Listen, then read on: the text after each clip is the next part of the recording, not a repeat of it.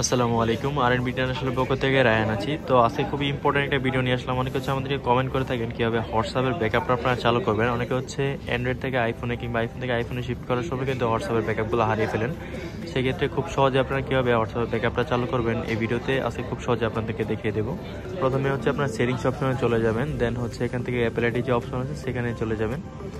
নিচে দেখুন আইক্লাউড নামে একটা অপশন রয়েছে, 5GB আইক্লাউড, এখানে ক্লিক করে দেবেন। দেন হচ্ছে নিচে স্ক্রল করে চলে যাবেন, দেখবেন হোয়াটসঅ্যাপটা ইনেবল করা আছে কিনা। যদি ডিসেবল থাকে তাহলে ইনেবল অবশ্যই করে দেবেন। ইনেবল করে আপনি হোয়াটসঅ্যাপের যে অ্যাপস রয়েছে এখানে চলে যাবেন। দেন হচ্ছে এখান থেকে সেটিংসে যাবেন অ্যান্ড হচ্ছে দেখেন চ্যাটস নামে একটা অপশন রয়েছে, চ্যাটস নামে যে অপশন রয়েছে এখানে চলে যাবেন। দেন চ্যাটস ব্যাকআপে ক্লিক করবেন, এখান থেকে হচ্ছে চ্যাটস ব্যাকআপে ক্লিক করে দেবেন।